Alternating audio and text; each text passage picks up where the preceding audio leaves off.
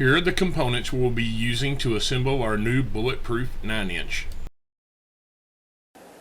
Alright guys, welcome back to Bad Attitude C-10. Today we'll be assembling our Ford 9-inch that we picked up from PEM. Our third member is from Speedmaster and it has a 370 gear. It is aluminum housing with through bolts that are supposed to give it a little more support and capable of holding up to like 1,300 horsepower is what they advertise. I guess we'll find out in the future.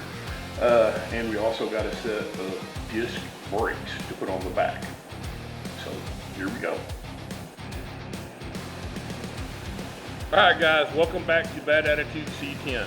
Today we will be putting that into this.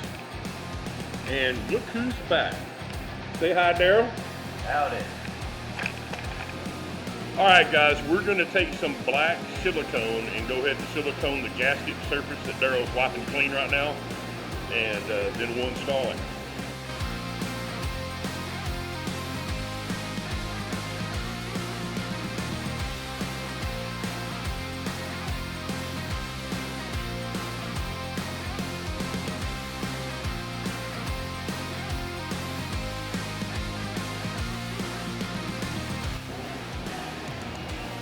Alright guys, as you can see, we got the gasket on, and no, I did not put a 3/8 bead like recommended.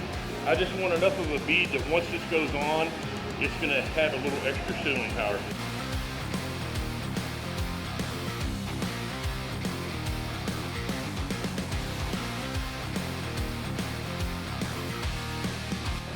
Luckily for me, Daryl's here today, so he gets to pick this heavy sumbitch up. And then we'll get it over here and get it torqued up.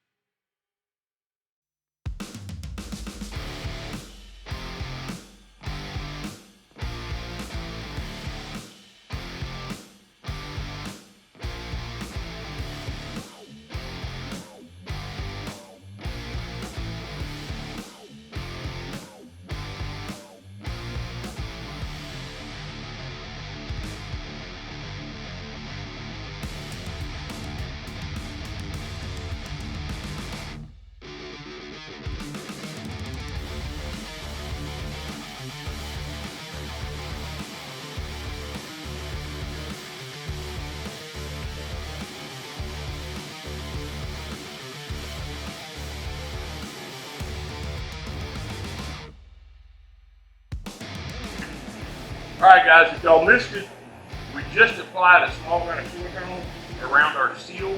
That way we have a little added security that we don't have any seal leaks. We're going to install our driver side axle real quick now.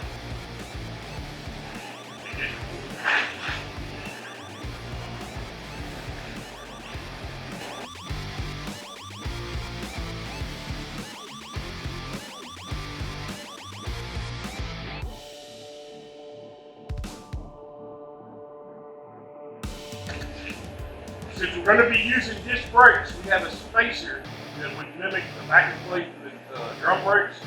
So since we ordered our axles with 2.5 cat for the disc brakes, we may or may not have to use the supporting to keep the body from. So we're going to dummy it up the first time, and that's it. We remove this and we'll put it back on again.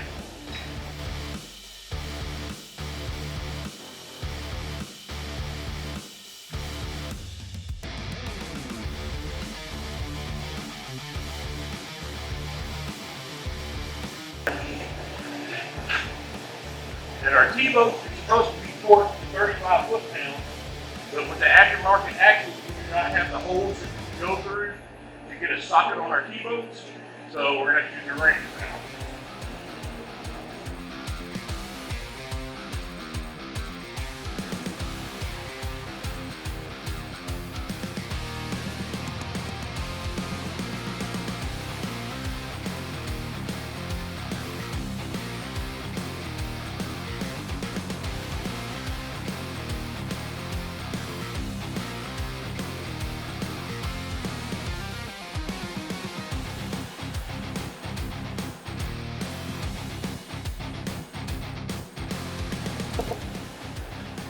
Hey guys, as normal, can't find my adapter to try to force it down.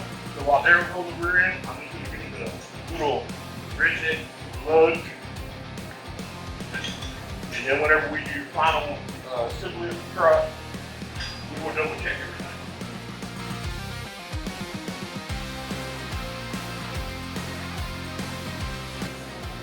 Alright, so according to this, they're telling us with a 2.5-inch offset for your cap, that we'll have to use 2 of the 5/6 spectators sliding in, and then we'll put our bracket on.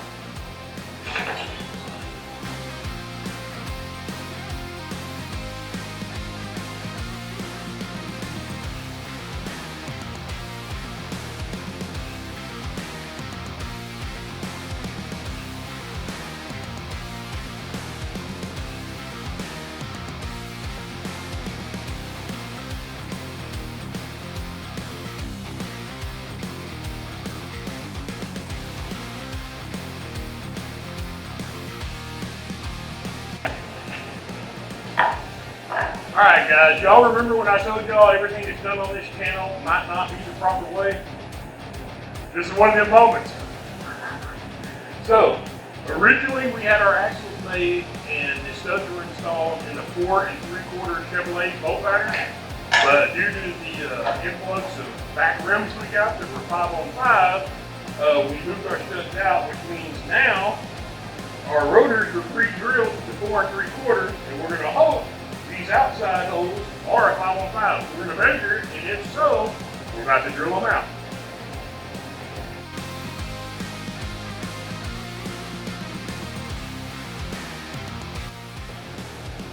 Alright guys, we're going to install our unibit in the drill press and see if we can make these rotors work. And if we can't, we'll be having to buy a different set.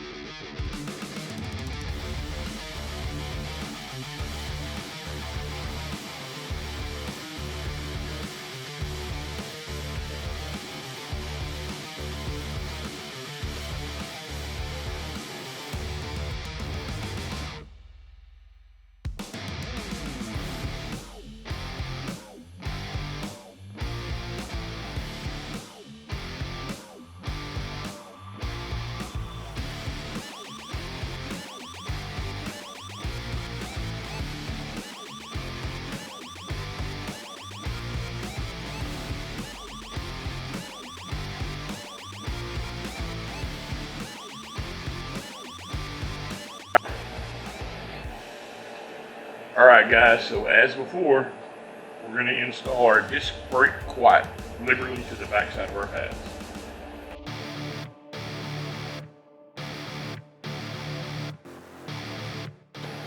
Again guys, this is not 100% necessary, it's just something I like to do, and it does help with brake squeal and chatter. So since we did have the index hose drilled for the 5-on-4 and 3/4 pattern for Chevy car, and we needed a 5-on-5. We went on ahead and oversized drill the Chevy 5-on-4 and 3/4 pattern so we can finish up our mock-up. Because we don't want to have to wait on a set of rotors to come in just to try to get this brake system on and get the tires and wheels on this, so we can try to set them on the ground and start doing other things. So, yes, I know the hoses are oversized. Yes, I know it's going to be an index. We are going to put lug nuts and spacers on them so it tries to stay centered so we can put on our caliper. Yes, I understand that the slots are pointed in the wrong direction. Again, we're just using this as a temporary piece to do a mock-up.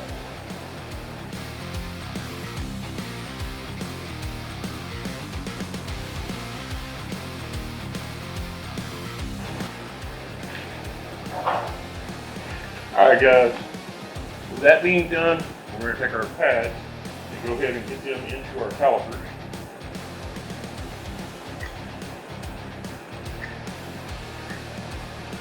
And if you notice, I just put the paste behind where it will touch the caliper itself. I didn't get it all over the back of the pad.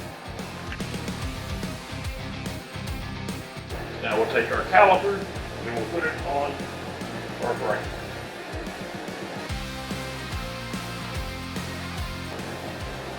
Then using the proper Allen wrench, we'll tighten it up.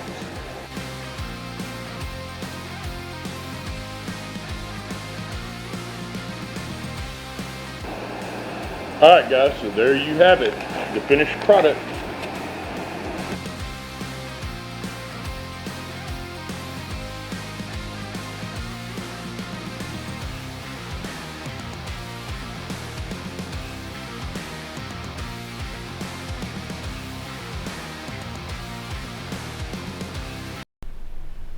As some of y'all can see, we're already mocking this rear end up to be put in C-10's chassis.